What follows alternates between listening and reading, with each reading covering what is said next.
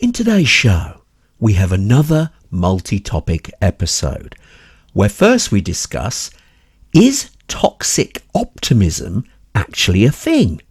Then we discuss, when buying isn't owning, is privacy theft therefore okay? And finally we discuss, is mandatory military service actually a good idea? And now, the TNT Talk Show, daring to go where other podcasts fear to tread.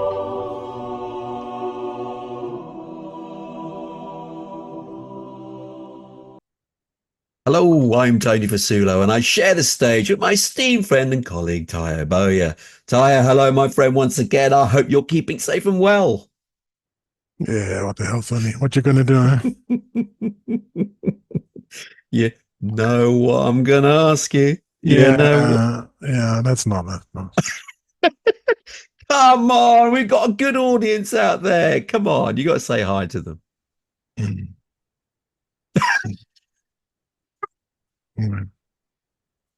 For our listening audience, you can't see Tayo on video. He's like a petulant child here. He's shaking his head. Nope.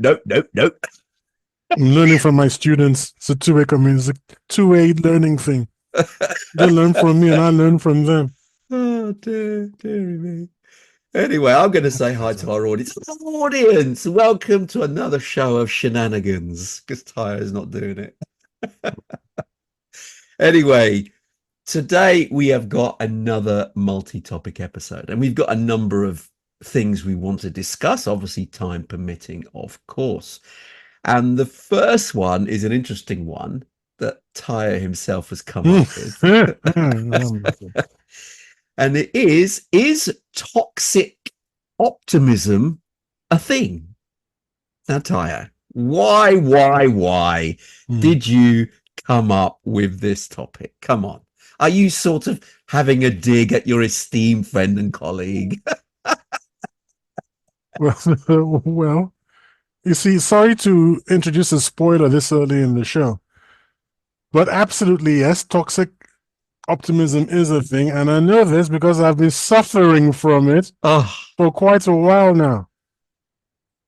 You, as Tony's intimated, my esteemed friend and colleague, is actually the source of my perturbance, of my agony, of my sufferings. He is my cross to bear, apparently. I don't know what I did to the good Lord to deserve it, but there we go. Tony is an optimist, and not in a good way. Okay, there's good optimism, and then there's Tony's optimism, which drives me potty. Just the other day on our Facebook group, and by the way, guys, you're not really showing up. You should show up and join in because it's a lot of fun. Our Facebook group called the TNT Talkers, I said something which, for me at least, brought in a sense of realism and purpose, sort of like, guys, let's get ready.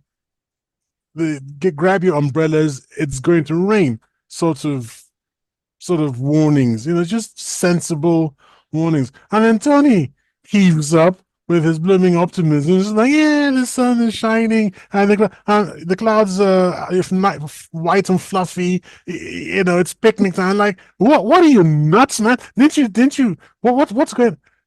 Anyway, I'm shaking for our listeners here. I'm shaking my head in despair because it's not because of my blood pressure. I just, you know what? I'm not going to get into an argument here.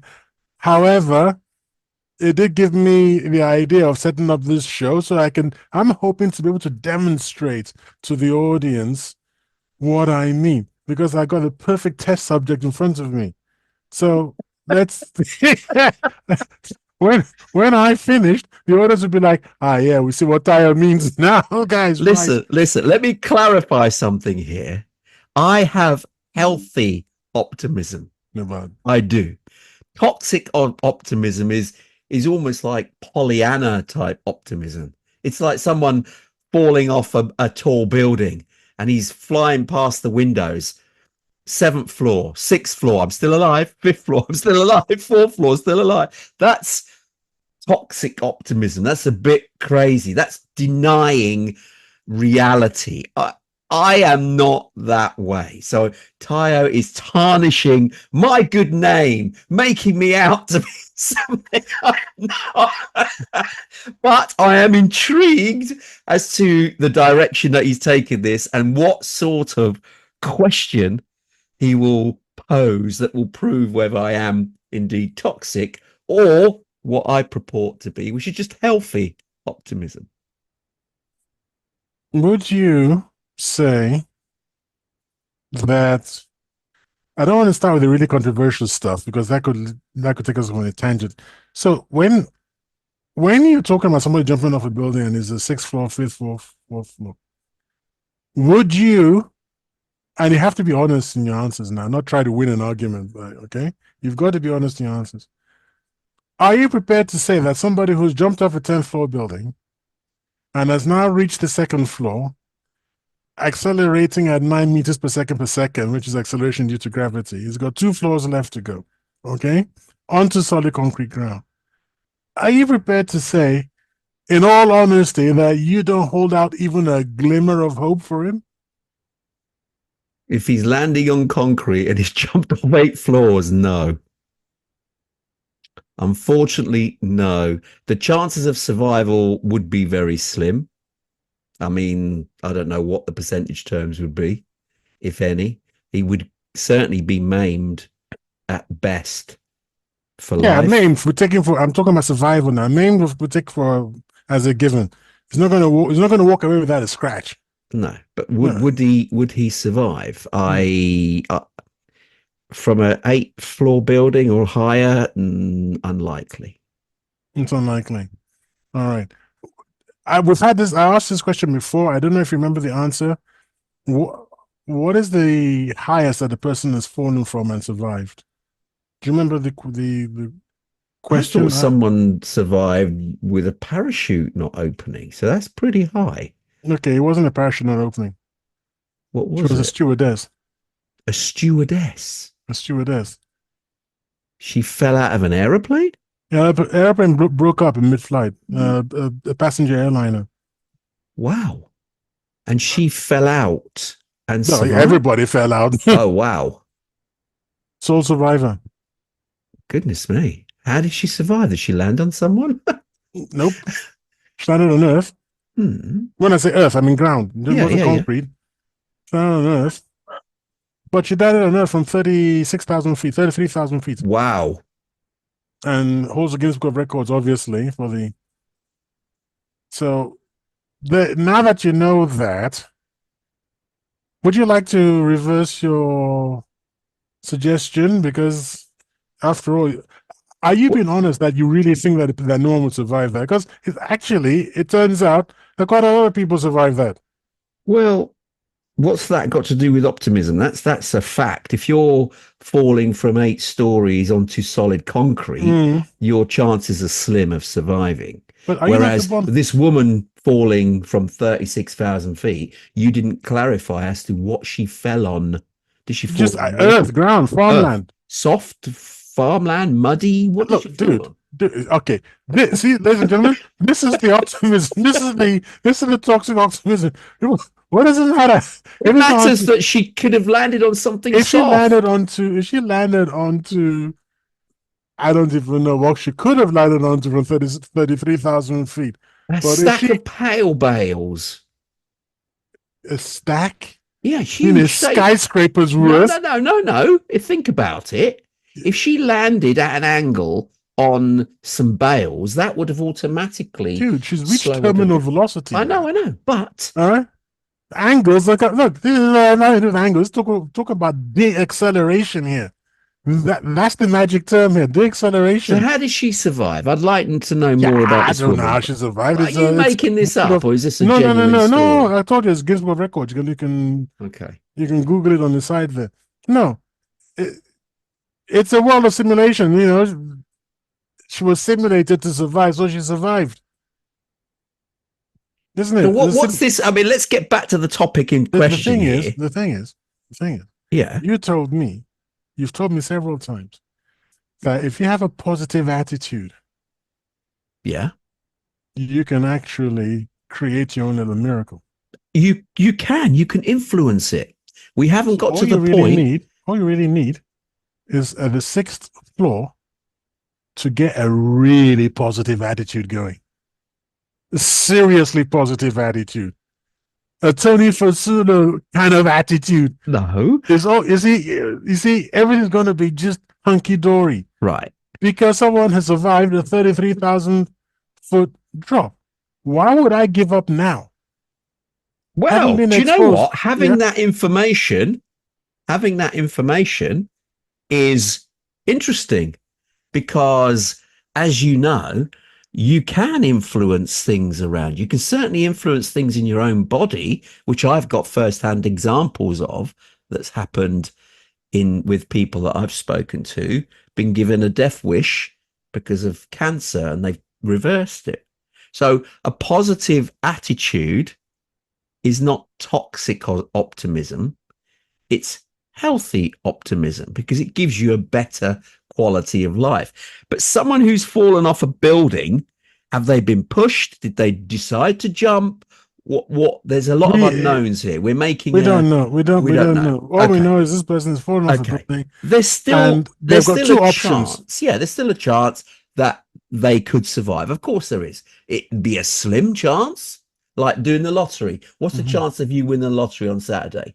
The standard I don't UK buy lottery. tickets. No, it's 1 in Zero. 14 million chance. Okay. So you've still got a chance, but it's 1 in 14 million.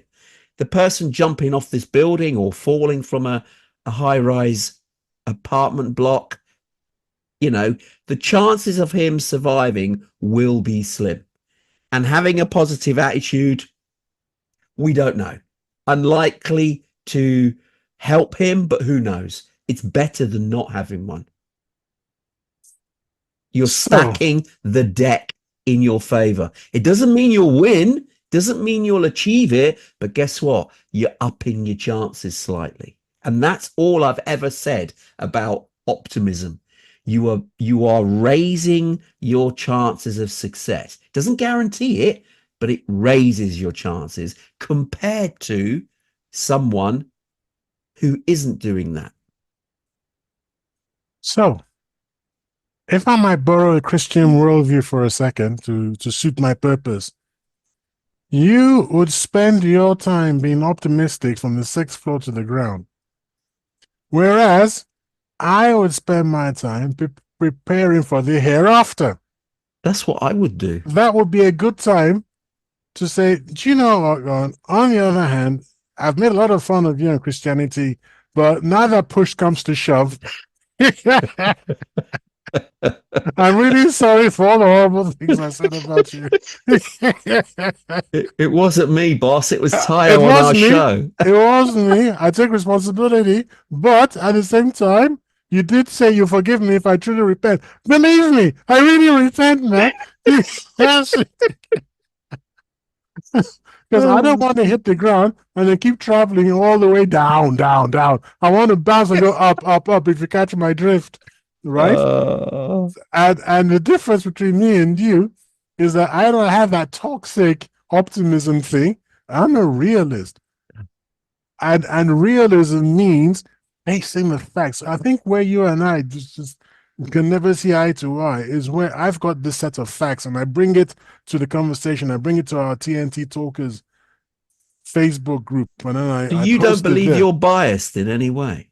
It's not a question of bias. It's those are the facts. How can facts be biasing? Those are the facts. This is what people have said. Yeah, but President okay. Putin said X, Y, Z.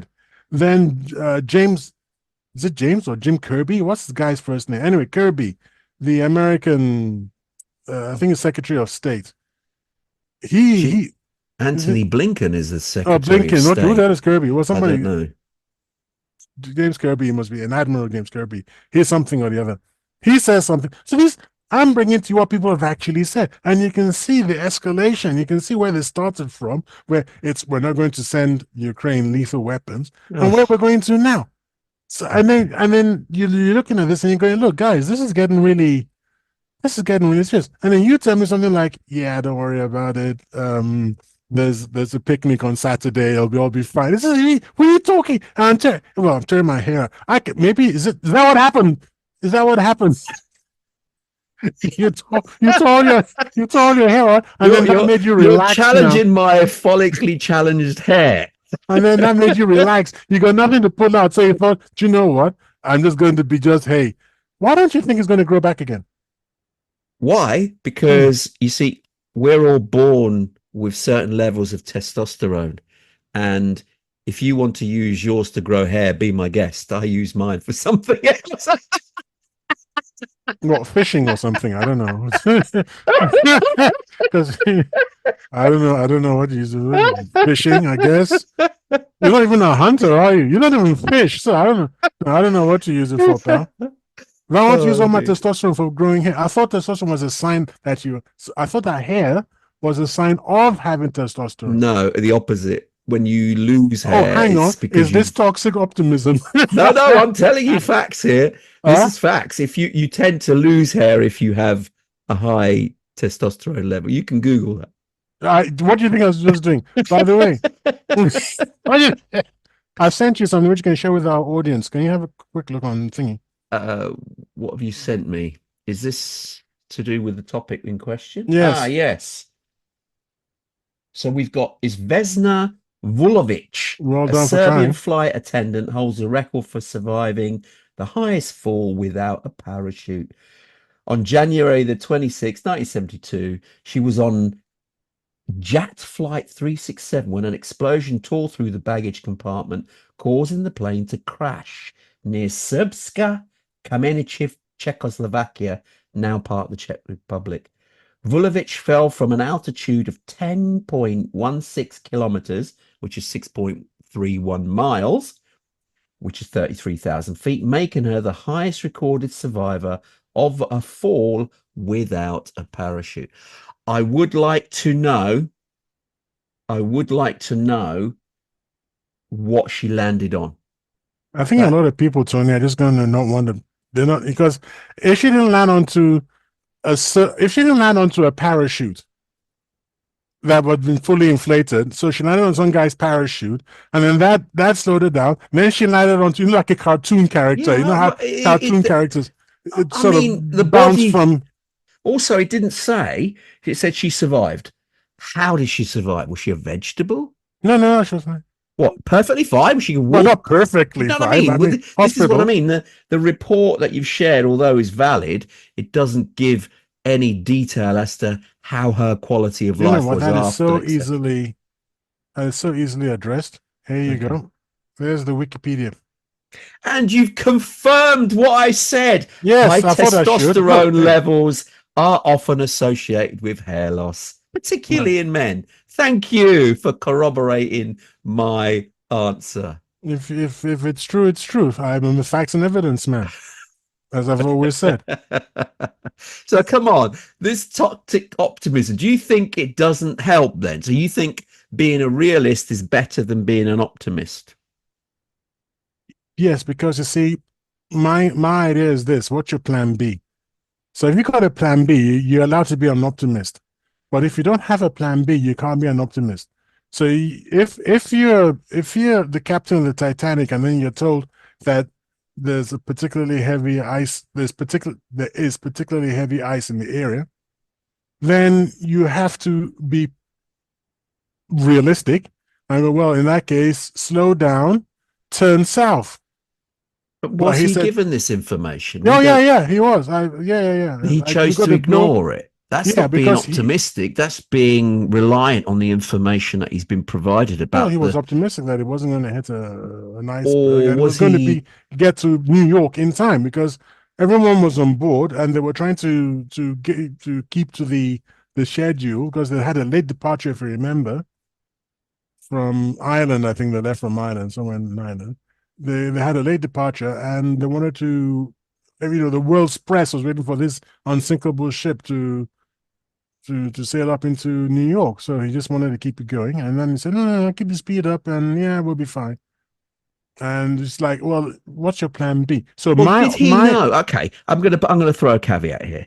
Did he know the size of the icebergs? Because clearly the Titanic had been tested on icebergs, and he was given the information that it could deal with most icebergs. So if he made a calculated assessment, although clearly incorrect at the time, thinking that the Titanic could deal with most icebergs, but didn't, well, overestimated the strength of the hull, and obviously didn't underestimated the size of the iceberg that they actually collided with. Because remember, icebergs don't always show their true size above the water. Yeah, The 1/8 majority or is underneath. something. Indeed. Yeah. Indeed. Okay, so the fact is this.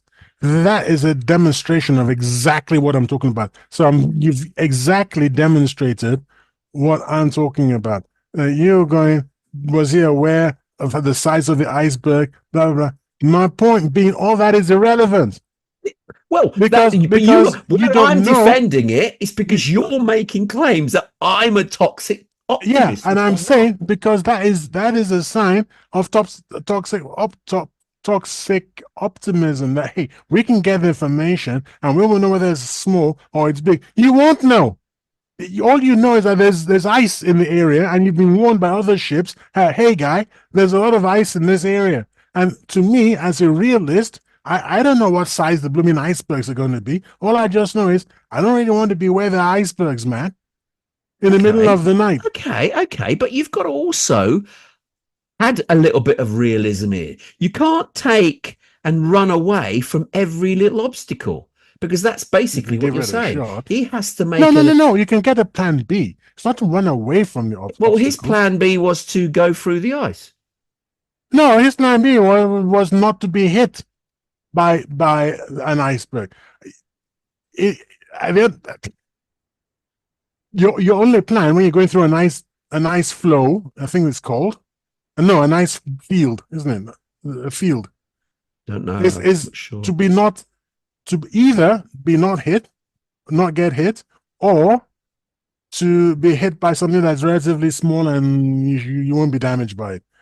Those are your options. Because if you're hit by something big, your options are highly limited. Indeed. Right, I think, yeah, his optimism on the strength of the ship was clearly based on false information. Also, but we rely on information from other people. Yeah, but I don't. You see, this is what I'm trying to say. That I'm. Of course you do. My point is, I'll be like, no. My point would be like, it's too dangerous because I don't have a plan B. If plan B was that, don't worry about it. We've got another ship that's close behind us, much larger than us, and we can all hop off the Titanic and hop onto that ship. Well, no problem. No, I'm saying if we had that, then I'd say, yeah, okay, all right, let's do this thing because I've got a plan B. Still putting the ship in jeopardy. I think that's not what he was under. He was under. I'm not talking about him. I'm talking about myself. I'm talking about what I mean by realism versus toxic optimism. That to me, when you're an optimist, you should have a plan B, and that's what makes it. If I'm trying to define what's toxic, ask me to define what is toxic optimism, I'd say it is optimism that doesn't have a plan B. There is no plan B, and we're just going to be optimistic and just hope for the best. Yeah, well, that's right. That's because optimism in itself is not knowing what the outcome's going to be, isn't it? At the end of the day, and because you're not going to have the full facts at your disposal. Nobody knows what the outcome is going to be. And even if you just leave your house in the morning, you do so in the expectation that you're coming back at night, but there are no guarantees. There's no guarantees in life. No, indeed. So there we go. But optimism. We get life insurance because we want a plan B. But someone who says, I don't need a life insurance, I know I'm going to make it until I'm 90. So why are you saying, therefore, that I've got toxic optimism? Because a lot of times when I'm pointing out things to you, we don't have a plan B. You just say, no, don't worry, it's going to be fine. I think you've got toxic negativism, if I can say that. You can't even say it. I can't even say it. It's not a thing. If you can't say it, it's not a thing. Toxic Negativity. There You you want go. to say That's a better word. pessimism? You want me to help you? Pessimism, yes. But Yeah. yours is toxic pessimism. There you go. No. Because I mean, come on, ladies and gentlemen, and our listening and viewing audience out there. Tayo today on the TNT Talkers showed me a packet of cereal or whatever it That was was yesterday. of crackers, showing a picture of somebody. Well, I don't really care. It was it's a controversial picture on a packet of crackers. RuPaul, I think his name is. RuPaul, is it? Yeah, I believe so. RuPaul. And because of that picture, Tayo said it's the end of times. End of fall of End empire. of civilization. Yeah, fall of Western. I mean, surely, if that's not a naysayer who's a doom and gloom merchant, who is a toxic pessimist, I don't know what is. How can the correlation be from a packet of crackers move to the end of the destruction of the human race? I mean, I'm It's not sorry. the human race. What is it Western then? civilization, I said. That's just a few months ago. Just a few months ago, less than a year ago, these people, the wokesters, had been arguing that we had to remove Aunt Jemima's face from, what was her face on? What was the Aunt Jemima? I don't know. I'm not familiar with her. Right. Well, remember Uncle Ben's rice? Yes. Well, remember they took off Uncle Ben's rice because Yes, it was. they did. They said it was derogatory to black people. No black person. I mean, did anyone complain? Not only that, my mom wouldn't eat anything else but Uncle Ben's rice. Was she put off by the packaging and the obviously not? Well, obviously not. Who made that decision? I don't know, but there you go. Colonel Sanders, hasn't he gone to? Colonel Sanders, no. KFC, no, he's still a logo. They're trying to reduce it, but he's still there. Okay. Anyway, Aunt Jemima's gone, and from whatever product she was helping to sell, and then they put this RuPaul's face onto some Chiz Whiz or something. I've never American product. I never come across it. Don't buy it, folks. It ain't great. Oh, have you eaten it? No, once over there. Okay. No, I personally didn't like it. If you like it, fill thy boots. Not for me, thanks. I'm mindful of the time. I want to get more topics in. We've spent so much on this one, but okay. Pancake mix. Something about Quakers or something. Anyway, so there we go. Okay. But anyway, okay, let's the point is it was that we were moving this person's face off and then putting this other person, a drag queen on, the drag queen with blonde, and does it matter? Yeah, that's your tradition. This is your traditions going up in smoke, and when your traditions go up in smoke, what are you doing? You're collapsing your own civilization. Well, that's all. How far back do we keep our traditions then? Should we go back to burning witches? I mean, that was a tradition. It wasn't a tradition, it was a thing. Well, we were beheading people. Should we go back to that too? Or maybe that's one of your asking the wrong person. You're asking the wrong person. You know exactly what I think. No, but you know what I mean? How far back do we go to keep traditions? We used to keep slaves. That's traditions. We don't want to do that. I think the guillotine thing is a good starting point, to be honest. Bring that back and then we'll fix a lot of problems. Anyway, look, let's sum up this topic. Is toxic, well, I think we've clarified it. Is toxic optimism a thing? I think there is, yes. Yeah. But whether you accuse your friend and colleague of being now you're just being optimistic and toxically optimistic now. You're actually demonstrating what I'm talking about. Oh dear. No. I still flatly refuse that. I am not a toxic optimist. That's fair enough. Because I think you're proving my point. Optimist. There we go. I think you're proving my point. Anyway, let's move on to another topic. Okay. This is an interesting one. This is a question that was raised from a video that was shared, and very, very interesting, actually. When buying something isn't owning it, therefore, is piracy theft? Now, you again raised this one based on that video. Do you want to elaborate what was in the video? There's a gentleman, is a YouTuber, and he really, really hates corporate shenanigans. I mean, I can get upset and get into a rant, but nothing like this guy does, because every fiber of his being screams in agony when he meets with corporate shenanigans. And one thing that he started about 2 or 3 years ago, he started talking about how we buy things and we're told that we're purchasing things, yet we find that we don't actually own the thing. So, for example, he's talking about certain brands of laptops and so on and so forth, that when you buy them, you're not allowed to fix them. You have to send them back to accredited, what you call them, accredited service centers, and Apple phones, I believe, or something like that. You can't just go and fix it. But the same happens with cars now. Yeah, and now yeah, that's nothing that burns him. That cars that you can't. But what got him going, I think this time, was Adobe. Oh, the they're PDF. terrible anyway. I didn't know that. No, they're The PDF terrible people. company. Sorry. And apparently, Adobe, if you own Adobe Illustrator, anything that you create is available to the company for its use. So a lot of companies do this, by the way. Google operate this way. Everything you create, it's on their servers. They can utilize it, and they do. Same with Apple. Apple do the same. So then who's the owner, or who's got the copyright then? You've got the copyright, but they can use it without your permission. So how do you have the copyright? That's an interesting one. I think because you've signed up to the service, they can use it. Yes. Exactly. That's this guy's point. That actually you don't own it. I mean, they can pretend you do, but if you can't say no, you can't own. If you say no, you can't, then actually you don't own the copyright. Well, copyright law and trademark law along the same lines.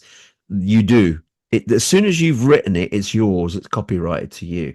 So it doesn't matter. But someone else is entitled to use it if they want. It's a grey area. It's a grey area. The software that you're running it on, you never own anyway. So the term purchasing is false. We used to purchase, but we used to burn witches. No, but so we used to purchase this thing, and then we owned the software, and we could use it. Well, you could use it to a point. You couldn't use it to do something that it wasn't designed to do. No, all I remember is you couldn't share it with people who hadn't paid for it. So now, because you bought a one-off license, you bought it for your personal use. Indeed. So that's all right. But that's the word you've used eloquently there. Your use. Yeah. Not to own, to use. We rent everything now. The only things we purchase, let me explain. The only things we purchase tend to be consumables, food and consumable items. That's purchased. Everything else is rented. So you're not purchasing stuff. It's very rare now. Everything is going to this model where you're renting it. Northampton County Council would beg to differ with you, because whenever I eat a consumable, they have to deal with the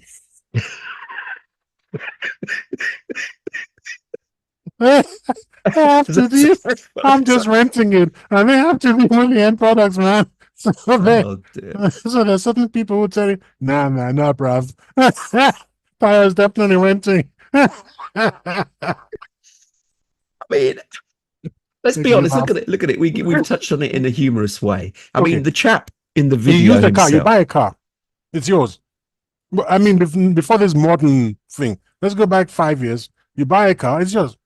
In fact, if it's not an electric car, if it's not Tesla, I don't know who else does it, but I know Tesla is the main culprit, because apparently they're the ones that say you can't fix the car yourself. You've got to call Tesla and make an appointment, and sometimes it can be like 2 or 3 months, and your car's kaput in the meantime. I don't really understand. Anyway, it's to do with the battery technology, especially in the EV cars, electric vehicles, because the battery is so dangerous. And even now, a lot of the police. I have a friend of mine, close friend of mine, who's a police officer, and when there's a electric vehicle involved in a incident, a car accident or whatever, they have to close the roads. They can't approach the vehicle because of the dangers of the battery. Hence why a lot of these manufacturers that contain that, the car manufacturers that contain a battery, and that includes the hybrid ones, they have to be serviced by specialist engineers who know the product. My son works for a very big car company, and the same applies there, where electric vehicles, hybrid, self-charging, or fully electric, have to be serviced by the specialists, because if you don't know what you're doing, you can create an absolute catastrophe. These are explosive devices that are sitting in your car. We've seen it. You and I have seen it. Do you remember at Luton Airport, was it, where a car caught fire and it took the whole of the second floor of the car park and destroyed hundreds of cars? Because it wasn't a fully electric car, but it was a hybrid car, and it had a battery in there that heated up, caught fire, and exploded, and that had the knock-on effect on all the cars adjacent to it, and they all caught fire as well because of the combustible material inside. So these things are dangerous, hence why they have to be serviced by people who know what they're doing. So unfortunately, but your local guy in the corner can't do it anymore. The people who know what they're doing don't necessarily have to work for your company. Well, so you could say you have to take it to someone who's licensed to deal with this product. But I can only talk about Tesla because I don't know about the other companies.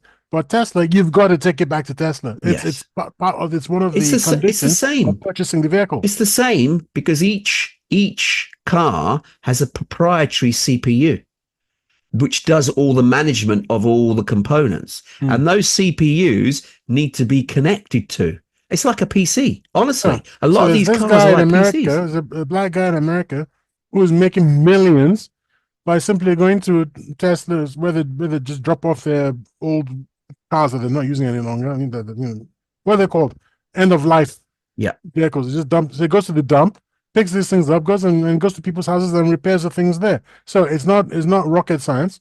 And why don't you just have a clause in your purchase contract that says, look, if you don't take this to a Tesla branch to fix it, you void the warranty, and anything that happens is not our problem. Well, they do that anyway. No, I'm saying that's what you could do. Yeah. But I think that's actually clear, because some people can still choose not to bring it to the dealers. They clearly do. And they have invalidated their warranty. So if something does go wrong, then they go back to the dealership because they haven't had it serviced or checked by an official member of the company. Then that warranty is invalidated and the customer ends up having to pay rather than the company, which would be paying if the car was still under warranty. So that's already in place. But what we're talking about here, and the rant that this guy had during his video, was more to do with films.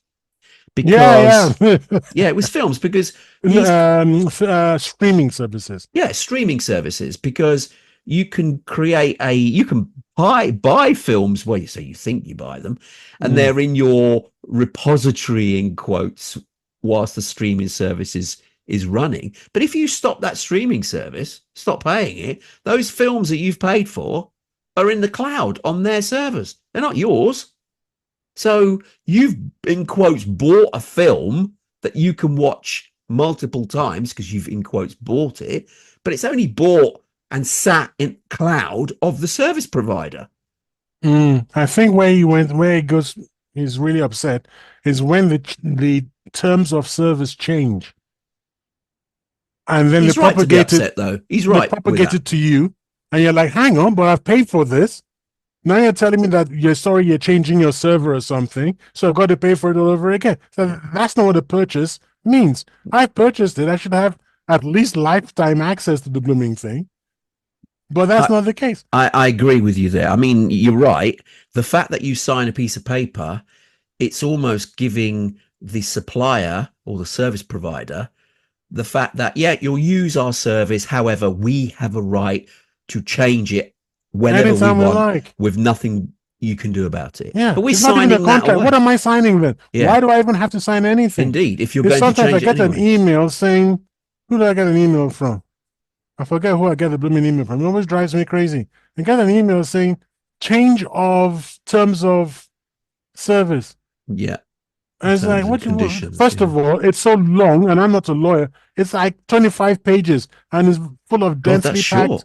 Sorry? That's short. And it's densely packed materials. Like, I I don't have the know. time for that. What? And then what have you actually changed? Even that is like 10 pages long. Oh, well, we've Yeah. changed this, for your protection.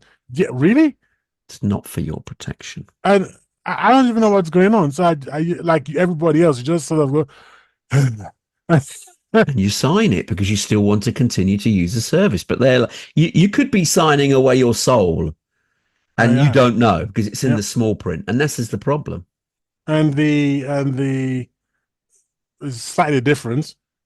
We'll come back to this. It's slightly different. The way my council taxes go up without my permission. This is like, look, isn't there supposed to be a sort of an agreement between the governed and the governing? I think if there is a reform party win, I doubt, or a George Galloway Workers' Party win, which I doubt. In the UK, you're talking now. In the UK, I hope one of the things they do is they say, look, first of all, MPs can't give themselves more money. It has to be voted on by everybody. So if MPs want more money, they've got to go back to the country and say, we've done such a fabulous job. We think we're now worth £80,000 or 90,000. And then the country can have a plebiscite and we can say yes or no. I think there is something in place already. No, they go to some silly committee or something. It's all lovey-dovey and handshake deals and old boy. What's it called again? The old boys, whatever. Old boys club. People, the old boys club. People shake hands in the corridors, drinks. It's all that. I'm talking about something that's completely open. You have to come back to the electorate and say, yeah, it's about time. We haven't had a pay increment in 4 years. Well, we want one. And then the country can say yeah, or the country can say no. But we are actually the employers. So we are the ones that should choose. Now, about council tax, that just goes up no matter what. And the more and more potholes, my bin gets collected later and later, and less and I get charged more. And it's like, well, where the hell is all this money going? Indeed. So mismanagement a lot of the time. There is that. But that's a separate thing. I actually know what's, and I benefit in a way from it. So I don't know. I shouldn't shout. Don't shout too loudly; it'll be taken away. I don't mind sharing a story with you afterwards, but I'm not going to do it. No way. I'm not going to do it in public. No. So okay. So the thing about piracy is if you're not, they can't mistreat you and then ask you to not mistreat them. If they go to those tactics that you've just alluded to, where they change things where at will, because you've signed it once, but that means we can change this however many times we want. And then they've given the example that this guy had a rant about, where they change the hardware, so you now have to pay an additional cost for the fact that they've changed the hardware. When in reality, you've already paid. Yeah. Why should you pay again for a service you already, in quotes, are using? It shouldn't be up to you to pay for that. They should be paying it and funding it. Yeah, but anyway, like not this broadband, the one before, famous company here in the UK, they upgraded their connections between the hub, between their box, whatever it's called, and the house and my house, and say, well, so you need a better hub, switch, but they provided it. No, they didn't. You had to pay. Oh, really? So I told them to now off and I changed. Wow. That's interesting. So it's faster, it's this, it's that, it's better, it's this, it's sweet. Same supplier. What do you mean? So you were with the same one supplier, they're offering you a service, but they upgraded the service. They upgraded the service from the box or whatever it's called. What's it? Oh, it's fiber to the, is it fiber? fiber So, to the premises or fiber yes, to the box. exactly. Yeah. No, but So that's there's a different service. They're saying if you want this other service, well, I said you no. pay. It's fine. I'm I'll perfectly stay happy with with the what other I've one. got. And they're Okay. like, no, but you have to change. Oh no, they can't force you to change. They can say, Well, well, look, you can upgrade if you want, or you continue to use the existing services you so they saw. said, no, sorry, we're not able to do that because the other one is not going to be available. Well, then they have to pay for the upgrade. That's what I said. I said, well, Yeah. you're the people. I'm not asking you to, when you say you can give me a faster service at X 100 megabits per second, Yeah. I'm quite happy with what I've got. Yeah. So you can give me the new box and the fiber and But everything, same speed. the same speed. So as far as I'm concerned, nothing has changed from my end. And Yeah, you're of the people course. that, and they're like, no, that's not what's good. That's not going to work. No, they've told you incorrectly there. They're not allowed to actually do that. They can't do that. They have to provide you with the I'll tell you existing who they are. They're service. very big. They're one of the biggest in the UK. Interesting. So it's Interesting. like, no, anyway, I Okay. changed. So Okay, it's gone anyhow. All right, yeah. let's sum up this because I want to get another topic in while we've got a few Pirates minutes. away is my suggestion. Pirate away. Well, you're still Uh, breaking the law technically by pirating. VPN's my suggestion. I mean, it just shouldn't happen. There's some of these companies. I mean, I I can't even think watch everyone most has of the to be stuff. aware that when you're buying, you're not buying. All you're doing No, is I think the renting. government should step in and stop this nonsense.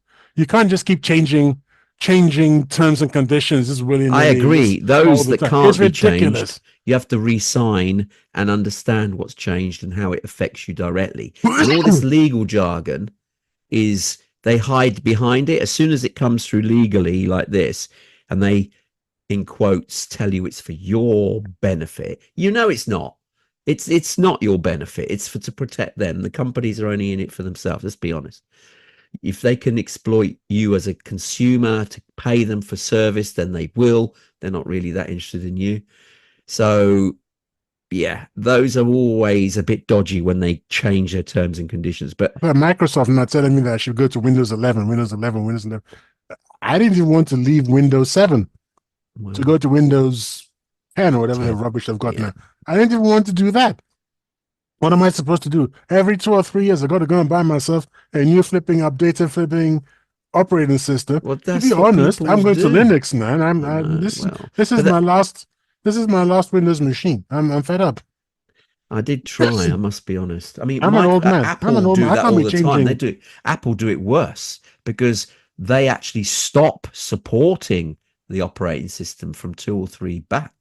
Whereas at least Microsoft, you could actually put a bit of software in from 20 years ago and it may even work on a Windows 11 machine.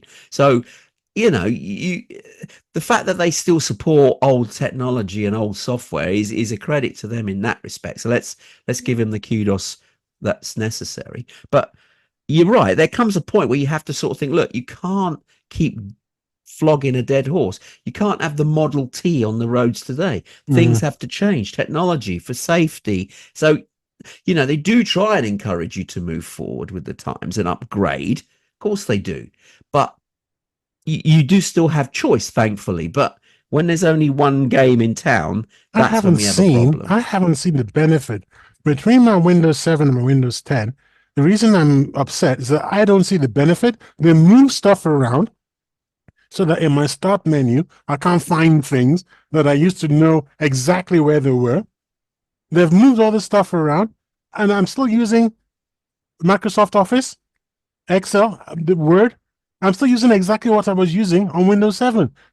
Nothing has improved for me. Well, background security has improved. They've updated the modules of Windows. So you can't do that without bugging me. Seriously? Well, that's what they're trying to do. They're trying to move to an updated model that doesn't bug you.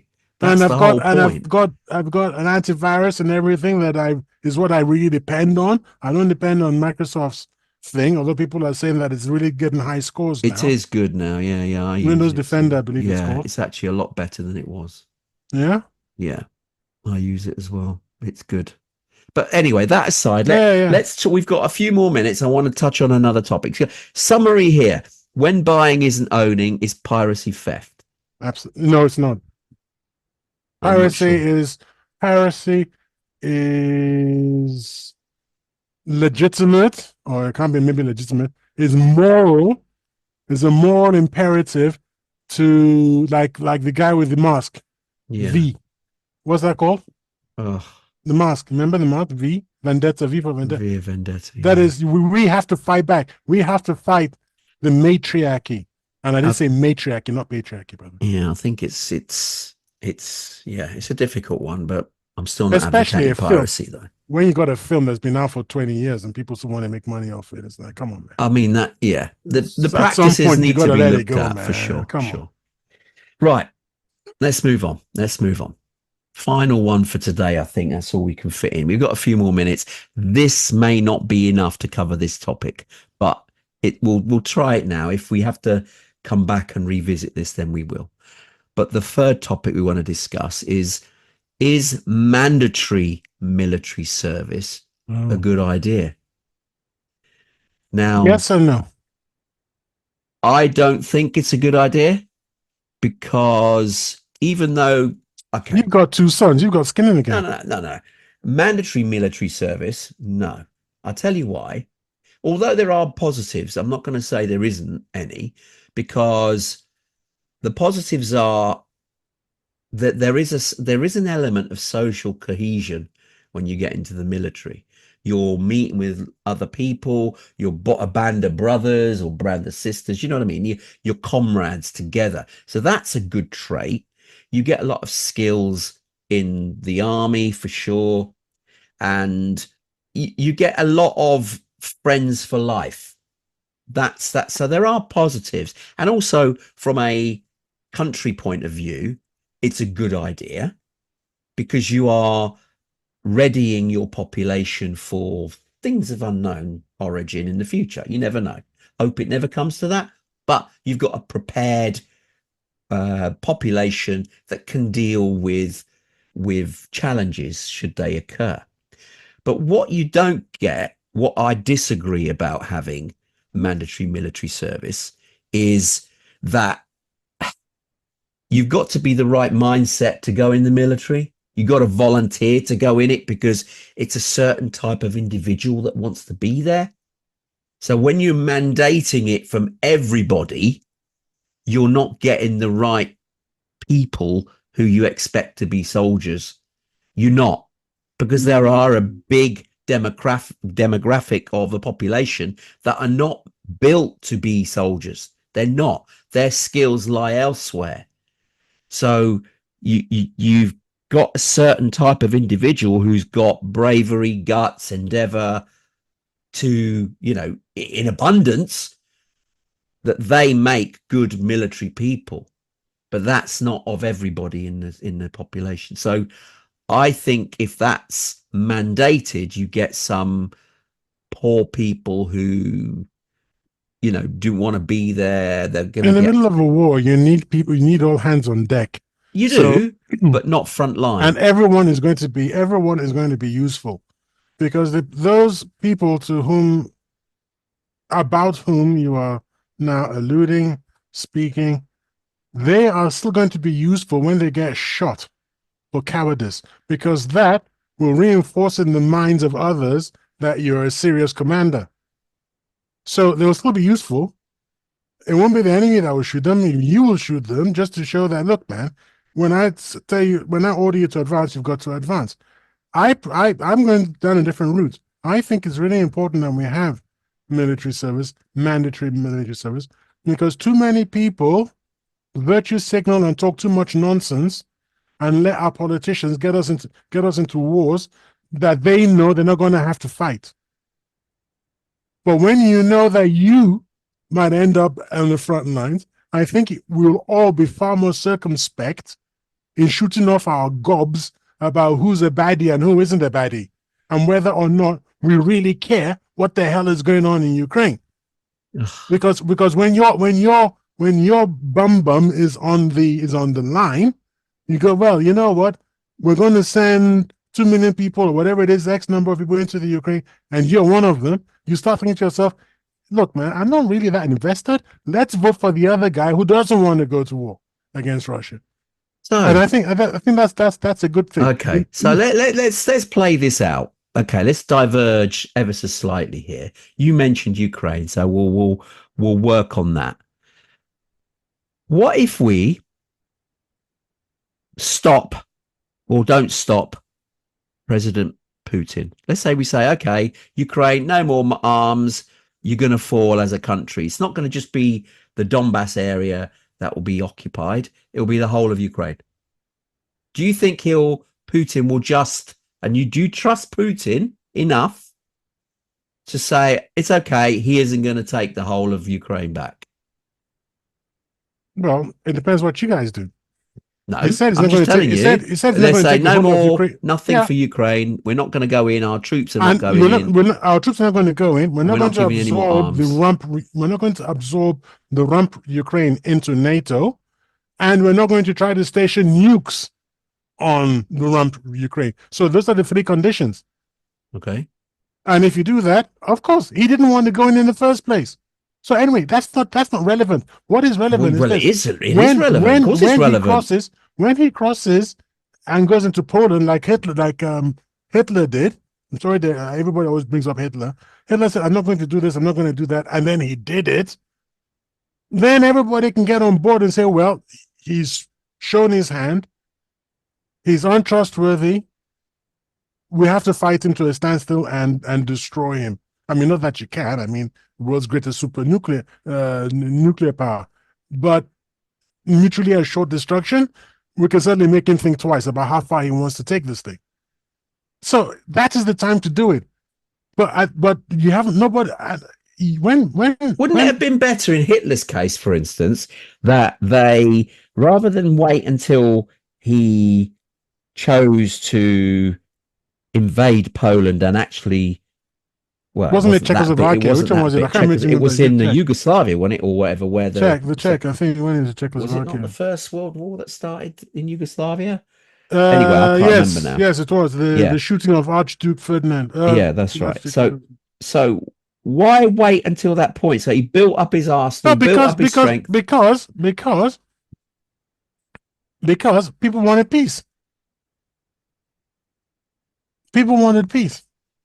However, he was building up his weapons and everything, which is not what Russia was doing. Russia just started building up weapons in the last 2 years. He was building up all these armies. You're thinking, well, what do you need all these armies for? But everybody wanted peace. Macmillan or whatever his name was, who went against peace in our time, poor guy. Yeah. He got the short end of the stick. I think his main problem was that he wouldn't prepare. I'm not saying we shouldn't prepare. I'm just saying if we have mandatory military service, we'll be a lot more careful about wars in Iraq, wars in Syria, wars against the Yemenis, all these wars that we're fighting all over the place. We'll be a lot more circumspect. I think we will try a lot harder to use diplomacy. I'm not sure that's true, because what will mean is the politicians, remember, they won't be the ones who will be going on the front line. They'll just believe that they have more army members at their disposal. That's all. Yeah, but we'll chuck them out. We'll chuck out the ones that want. Said than done. Well, I don't want to go to war. You don't want to go to war. So we'll vote against the warmongers. It's just ordinary common sense. It's in our interest, and we will always vote for our interest. That's what I believe. Now, you could turn around and say, well, what about Israelis? Because every man and woman in Israel from the age of 18 is conscripted. In fact, mandatory. That's why there's a counter argument that there's no such thing as an Israeli adult civilian. Because they're all military personnel. They're either active or inactive, but they're reserve. Yeah, reservists. But they're not reservists. Don't count in conflict unless they've been called upon. No, like I said, it's a counter argument. So you're arguing the counter argument. So I'm just trying to say. But it's quite a militaristic society, and they were all gung ho for going into Gaza, and apparently there's now gung ho for going into Lebanon. So now, if you want to challenge my thesis that people who've got skin in the game might not want will always want to not vote for war. You can point to Israel and say, well, what about Israel? And then I don't really have an answer for that because they are actually acting contrary to my own to my feelings. Although the Hasbara, is that what they're called? The people with the twirly, the ones that The got the funny Jewish hair people thing. with the They're the ultra orthodox, I think they're called. that's right. They're ultra orthodox. They're really gung ho about settlements and everything, but apparently they don't serve in the army. I don't know. No, I no, I'm don't know telling you, enough about that. they That's don't serve in the interesting. army. So it's like, hey, hang on, you the guys are the most warlike, pro-war, and you don't serve in the army. But Okay. they all, I mean, Netanyahu's personal popularity is very low, but support for the war is in the high 70s. Interesting. Okay, I'm mindful of the time here. We're getting close to the top of the hour. So I want to sum up about this one.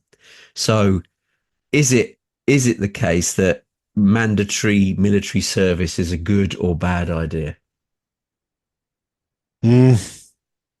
50-50. I can't, 50-50. I would like it to be a good idea, but I think what I would want it to be isn't what it would be. Hmm. I don't think it would control, I don't think the population would control the politicians just because there's a possibility they would end up on the front line. Well, okay. Think about this for a moment. We used to have it, mandatory military service. I thought I thought was it military? Yeah. I thought it was national service, not Well, military. national service is part of military service. Yeah, It, I don't. Were you trained to handle weapons and things? I don't think so. I don't know. I'd have I to think it was look like what back on the Nigeria's detail. got. We've got I've been on the National Youth Service, Yeah. and you don't. You do a little bit of fatigues when you're in camp, but you don't handle weapons or anything like that at all. No. No. But you are still an asset. And a lot of the military service personnel don't handle weapons because you have a select few Yeah, that are general actually, stuff. you have all the other staff that ensure that the fighting Logistics, force one of is the most equipped. Yeah, important things. logistics. In This is the fact, thing that Hitler, when he went into Russia in the Second World War, the logistics weren't good enough. They no. were not prepared. They didn't fathom how treacherous and hostile the conditions would be in Russia, and they were ill prepared, and they got defeated by the weather as much as the Russian military themselves. So yeah, so there is that. Okay, I will make one last comment very go on. quickly. Our youth